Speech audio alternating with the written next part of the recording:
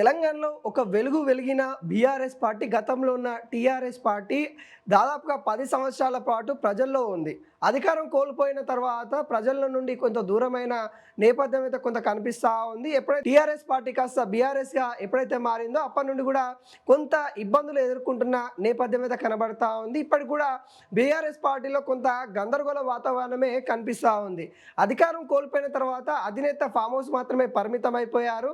ఇంకా working president కావచ్చు, ఇటు సీనియర్ నేతలున్న హరీష్ రావు కావచ్చు, వీళ్ళంతా కూడా కొంత ప్రజల్లోకి వెళ్ళడానికి ప్రయత్నించినా కానీ ప్రజలు ఏదైతే కేసీఆర్ని అంత తీసుకున్న అంత లోతుగా ఇటు కేటీఆర్ను హరీష్ రావుని తీసుకోలేకపోతా ఉన్నారు. ఇప్పటికే అనేక ప్రణాళికతోని ప్రజల్లోకి వెళ్ళాలి, ప్రజా సమస్యలతోనే మనం కొట్లాడాలి, ప్రతిపక్షంలో ఉండాలి అంటూ అధినేత కేసీఆర్ అనేక సార్లు ఇటు అధినేతలకైనా అంటే హరీష్ రావు కావచ్చు, ఇటు కేటీఆర్ కావచ్చు, ఇటు సీనియర్ నేతలు ఎవరైతే ఉన్నారో వాళ్ళందరికీ కూడా కొన్ని సూచనలు ఇచ్చినప్పటికీ కూడా వాళ్ళు ఎవరి తీరు వాళ్ళే అన్న విధంగా అయితే కనిపిస్తూ ఉంది. ముఖ్యంగా కొంతమంది నేతలపైన ప్రజలైతే అసంతృప్తిగా ఉన్నారు. అది గతంలో ఉన్నారు, ఇప్పుడు కూడా ఉన్నారు. గత ఎన్నికలే వాటికి నిదర్శనం అన్నట్టుగా మనకైతే తెలుస్తూ ఉంది.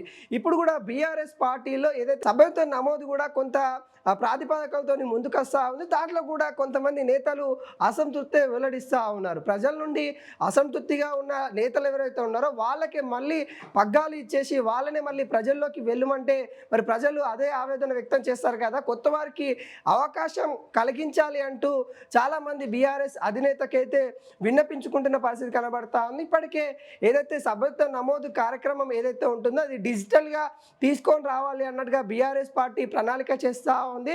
నెంబరు మనకి ముఖ్యం కాదు, నెంబరు ఎంతమంది ఉన్నా పర్లేదు, కాకుంటే మన కోసం, మన పార్టీ సిద్ధాంతాల కోసం, తెలంగాణ కోసం కొట్లాడే వాళ్ళు మాత్రమే మనకి సభ్యత్వం నమోదు చేపియండి. అంతేగాని ఎంతమంది ఎక్కువ చేపిస్తే అంత గొప్ప అన్నగా కాకుండా ఎంతమంది ఖచ్చితమైన నేతలు ఉంటే అంత మంచిది అనే విధంగా ఇటు అధినేత కూడా చెప్తా ఉన్నారు. అయితే ఈ బాధ్యతలు కూడా ఎవరైతే గతంలో ఉన్న ఇన్ఛార్జీలు ఎవరైతే ఉన్నారో మళ్ళీ వాళ్ళకి ఇన్ఛార్జి పదవులు ఇవ్వడము, గతంలో ఉన్న నేతలకే మళ్ళీ ఆ బీఆర్ఎస్ పార్టీ ఏదైతే సభ్యత్వ నమోదు సంబంధించిన వివరాలన్నీ కూడా వాళ్ళకే పగ్గాల ఇవ్వడం, దానిపైన కూడా కొంతమంది నేతలు అయితే బీఆర్ఎస్ నేతలే ముఖ్యంగా అసంతృప్తి అయితే వెల్లడిస్తూ ఉన్నారు. ఎట్లయితే ప్రజల్లోకి వెళ్ళే సమయంలో మరికొంత కొత్తదనంతో వెళ్తే బాగుంటుంది, అదే పాత ముఖాలు వేసుకొని అవే పాత సిద్ధాంతాలను పట్టుకొని వెళ్తే ఏ విధంగా పైకి వస్తాము, మాకు ఈ అవకాశం ఇవ్వండి అంటూ బీఆర్ఎస్ ఏదైతే కొత్తగా వచ్చిన నేతలు ఎవరైతే ఉంటారో అంటే గతంలో ఉన్న నేతలు కాకుండా ఇంకొక తరం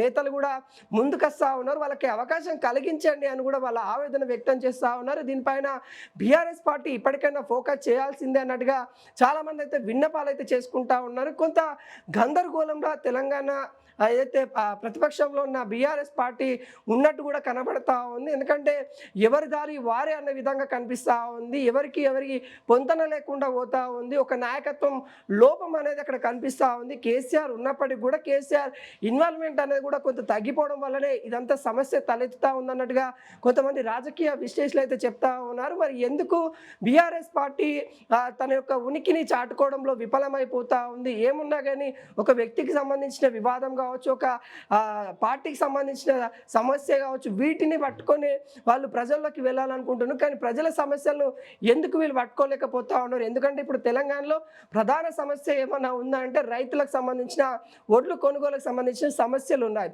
ఇవన్నీ వదిలిపెట్టేసి ఒక బీజేపీ సంబంధించిన నాయకున్నో లేకుంటే కాంగ్రెస్ సంబంధించిన నాయకున్నో టార్గెట్ చేస్తూ వాళ్ళు ప్రజల్లోకి వెళ్ళాలి, వాళ్ళ యొక్క ఉనికిని చాటుకోవాలని కూడా చూస్తూ ఉన్నారు. ఇవన్నీ కూడా ప్రజలు గమనిస్తూ ఉన్నారు. వీటిపైన కూడా ఖచ్చితంగా బీఆర్ఎస్ ఒక ప్రణాళికకి రావాలి. ఇప్పటికైనా కళ్ళు తెరిచి ఖచ్చితంగా ఎవరైతే సీనియర్ నేతలు ఉంటారో వాళ్ళకి ప్రజల్లో ఉన్న మద్దతును ప్రకారము వాళ్ళకి పగ్గాలు అప్పగెప్పి వాళ్ళ యొక్క సభ్యత్వ నమోదు ఏదైతే కొత్త విధానాన్ని తీసుకొని వచ్చేసి ప్రజల్లో మరో కొత్త విధంగా వెళ్తే ప్రజలు ఆశీర్వదిస్తారు. అంతేగాని ఇక పాత గొంగడి, పాత మనసులే, పాత విధానమే అంటే ప్రజలు మళ్ళీ తిరస్కరించే అవకాశాలు ఉన్నాయి. మళ్ళీ బీఆర్ఎస్ పార్టీ ఇబ్బందులు ఎదుర్కొనే అవకాశాలు భారీ స్థాయిగా ఉంటాయి. కాబట్టి ఇప్పటికైనా దీనిపైన ఒక ప్రణాళికతోని ఇటు కేసీఆర్ అధినేత రావాలి అన్నట్టుగా ప్రజలు కోరుకుంటా ఉన్నారు. అదేవిధంగా బీఆర్ఎస్ నేతలు కూడా కోరుకుంటా ఉన్నారు.